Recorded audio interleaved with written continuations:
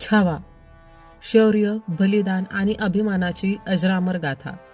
इतिहासाच्या सुवर्ण पानांवर रक्ताने लिहिलेली ही कहाणी आहे छत्रपती शिवाजी महाराजांच्या पराक्रमी पुत्राची, ज्याने जन्मताच सिंहाचा स्वाभिमान घेऊन पृथ्वीवर पाऊल टाकलं, ज्याच्या धमन्यात तेज होतं, ज्याच्या हृदयात प्रचंड धैर्य होतं आणि ज्याच्या नजरेत अवघ्या मुघल साम्राज्याला हादरवण्याची ताकद होती.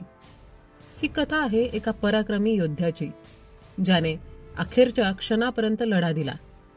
ही कथा आहे एका राजपुत्राची, ज्याने शत्रूपुढे झुकण्यापेक्षा मृत्यूला कवटाळलं. ही कथा आहे एका नायकाची, जो जरी काळाच्या ओघात हरवला तरी त्याचं शौर्य आजही जिवंत आहे. संभाजी महाराजांचं आयुष्य म्हणजे एक झंझावात होतं. राजकारण, कटकारस्थान, मैत्रीचं विश्वासघातात रूपांतर आणि तरीही आपल्या भूमीसाठी अखंड लढण्याची जिद्द.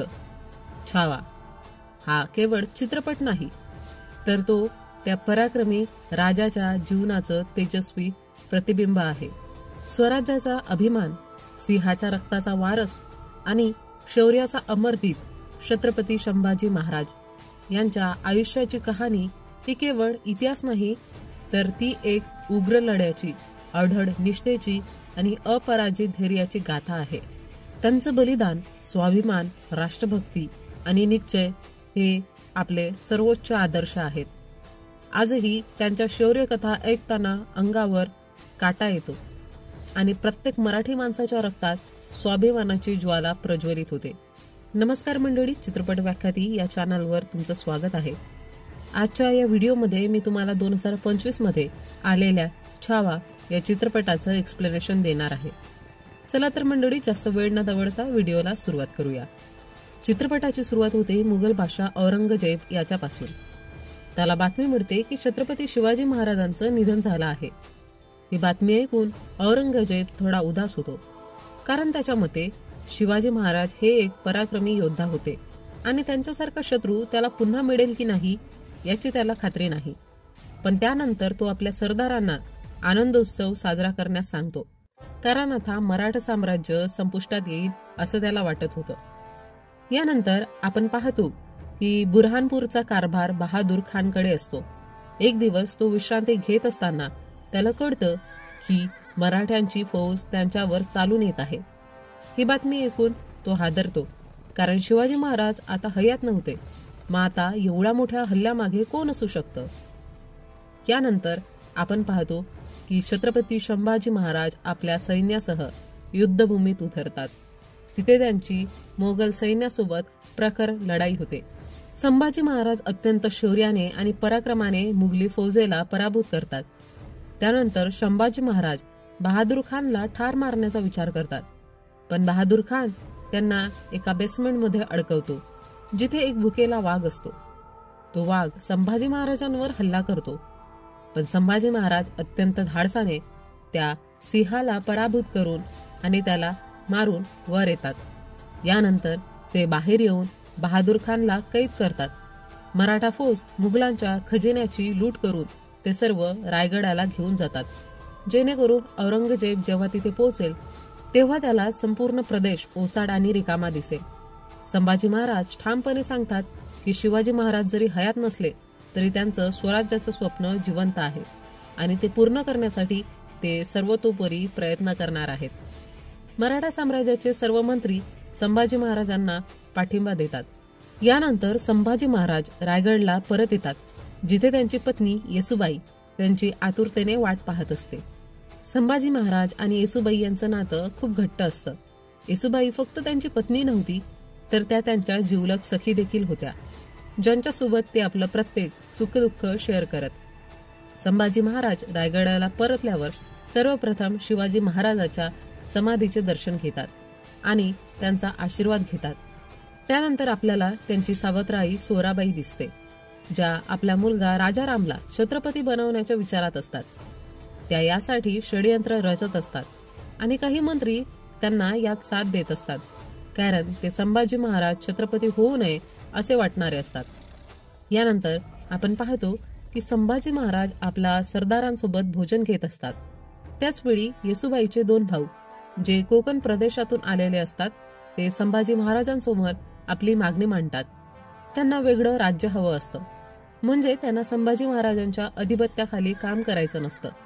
ही गोष्ट ऐकून संभाजी महाराज प्रचंड संतापतात, कारण छत्रपती शिवाजी महाराज कधीही स्वराज्याचे तुकडे होऊ द्यायला तयार नव्हते.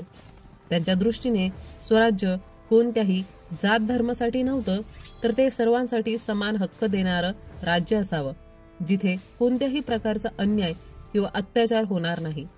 त्यामुळे संभाजी महाराज त्यांना स्पष्ट शब्दात सांगतात की पुढे कधीही अशी मागणी करायची नाही.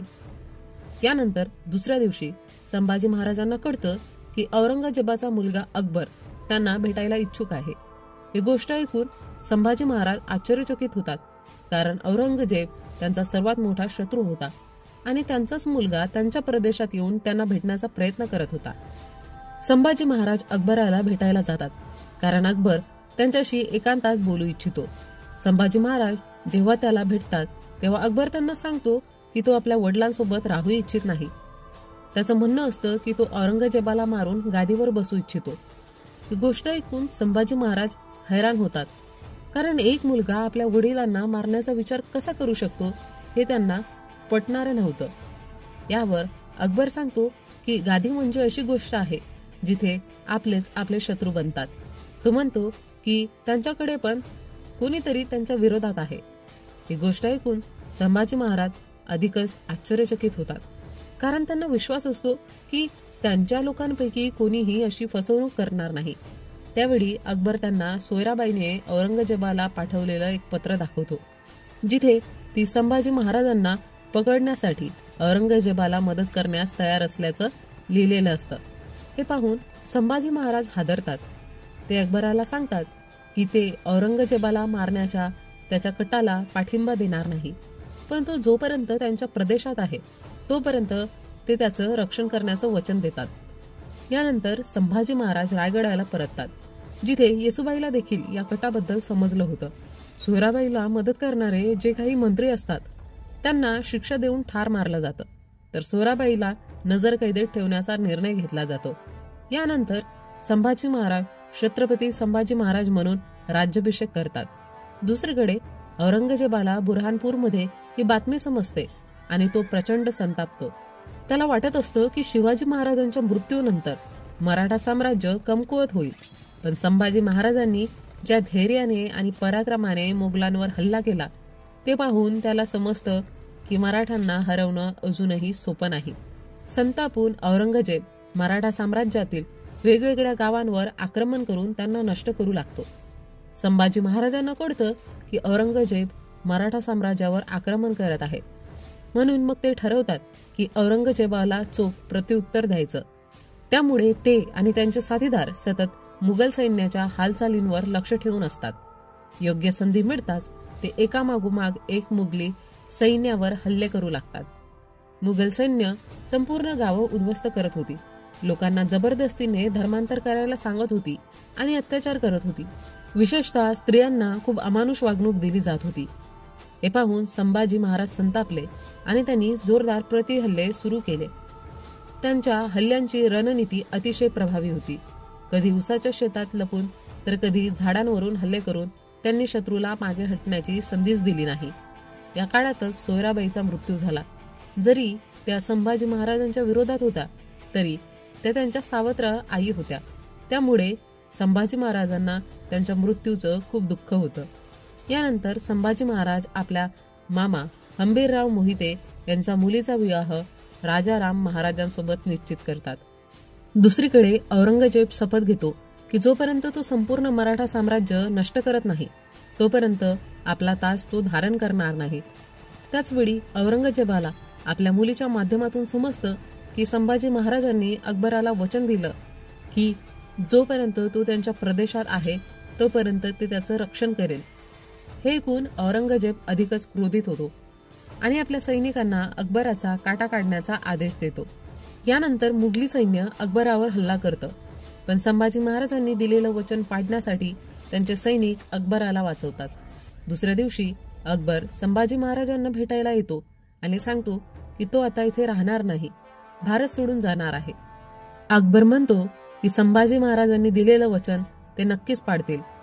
पण तो हे जाणतो आहे की जोपर्यंत तो इथे असेल तोपर्यंत औरंगजेब शांत बसणार नाही.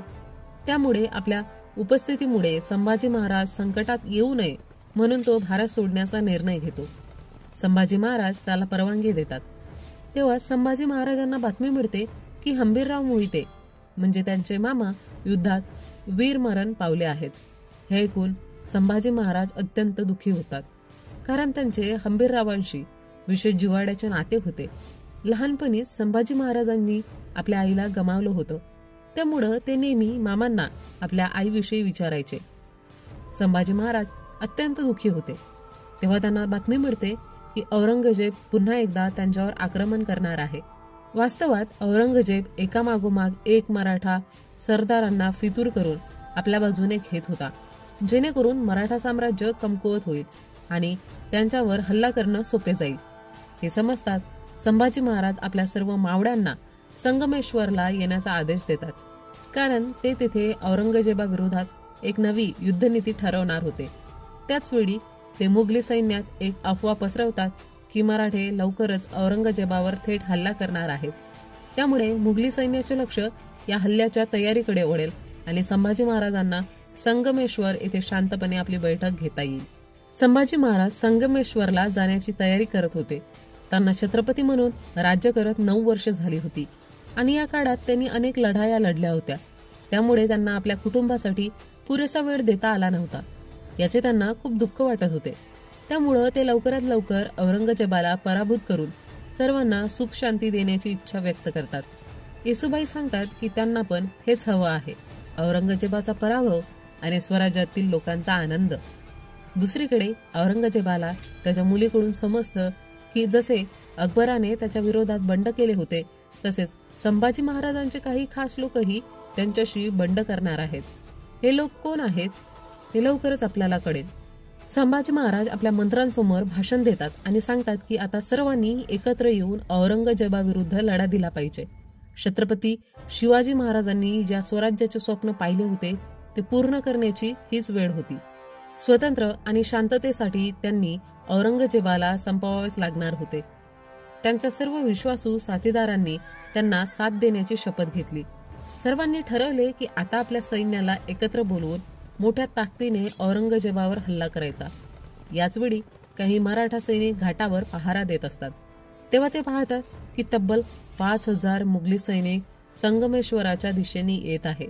संगमेश्वरमध्ये त्यावेळी फक्त संभाजी महाराज, त्यांचे 25 विश्वासू माणसे आणि फक्त 150 सैनिक होते. हे पाहून काही मराठा सैनिकांना समजतं की कोणीतरी फितुरी केली आहे, कोणीतरी गद्दारी नक्कीच केली आहे. जेव्हा त्यांनी चौकशी केली तेव्हा त्यांना समजलं की हे दुसरे तिसरे कोणी नसून संभाजी महाराजांचे मेहुणे, त्यांचे साले म्हणजेच येसुबाईचे 2 भाऊ होते. त्यांना स्वतंत्र राज्य हवं होतं, म्हणूनच ते मुघलांच्या बाजूने जाऊन संभाजी महाराजांविरुद्ध कट रचत होते. हे समजताच मराठा सैनिक तातडीने ही बातमी संभाजी महाराजांपर्यंत पोहोचवण्यासाठी निघतात. पण येसुबाईच्या भावांना आंबाघाट या शॉर्टकट मार्गाची माहिती होती, ज्या मार्गाने संगमेश्वराला लवकरात लवकर पोहोचता येईल. त्यांनी तातडीने त्या मार्गाने मुघली सैन्याला घेऊन संगमेश्वराकडे कूच केली. संगमेश्वरमध्ये असलेल्या संभाजी महाराजांना जेव्हा समजतं की त्यांच्या स्वतःच्या साल्यांनी त्यांची गद्दारी केली आहे तेव्हा त्यांना मोठा धक्का बसतो. त्यांनी कधीच विचार केला नव्हता की आपलेच लोक त्यांना असा धोका देतील. त्याचवेळी त्यांचा विश्वासू सल्लागार आणि मित्र जो कवी देखील होता संभाजी महाराजांकडे येतो. तो त्यांना सांगतो की महाराज, आपण ताबडतोब इथून निघून जावे. आपली काही निवडक माणसे आपल्याला सुरक्षित घेऊन जातील.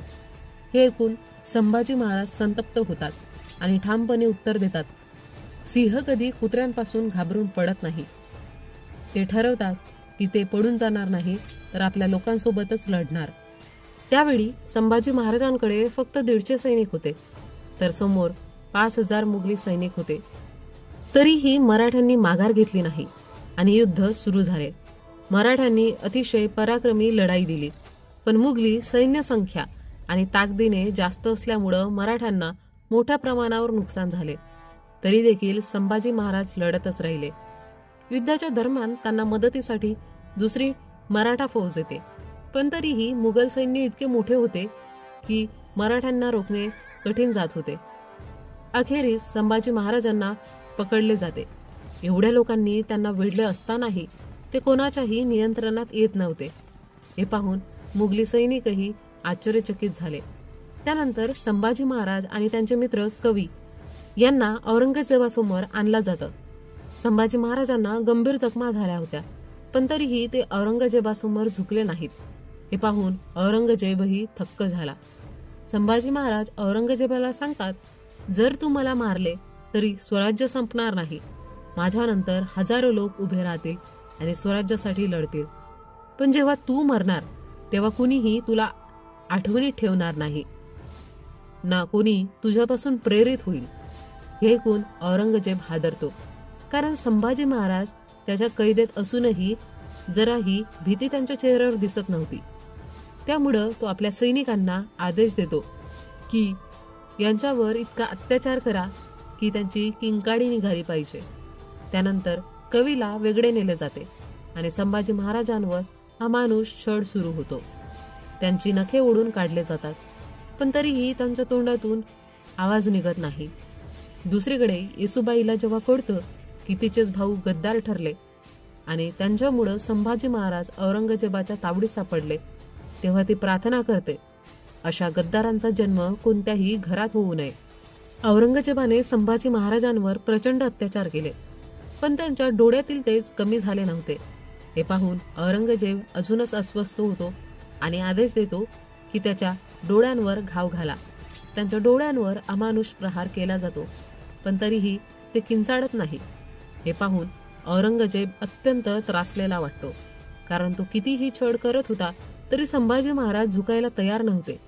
त्याला शिवाजी महाराजांबद्दल असूया वाटते, कारण एकीकडे त्याचा मुलगा त्याचीच गादी हडपवण्यासाठी त्याला मारण्याच्या प्रयत्नात होता, तर दुसरीकडे शिवाजी महाराजांचा पुत्र, पराक्रमी पुत्र, जो स्वराज्याच्या स्वप्नासाठी प्राणपणाला लावत होता.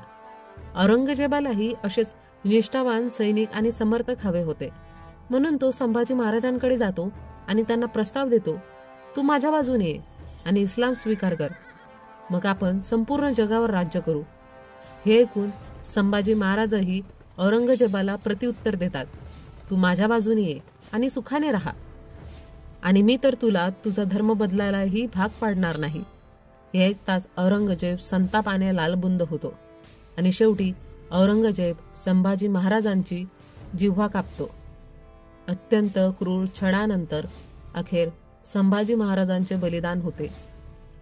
पण ते शेवटच्या क्षणापर्यंत औरंगजेबासोबत लढत राहिले. ते त्याच्यासमोर झुकले नाहीत. हे पाहून औरंगजेब अस्वस्थ होतो, कारण त्याला समजत नव्हतं की त्याचा खरोखर विजय झाला की नाही.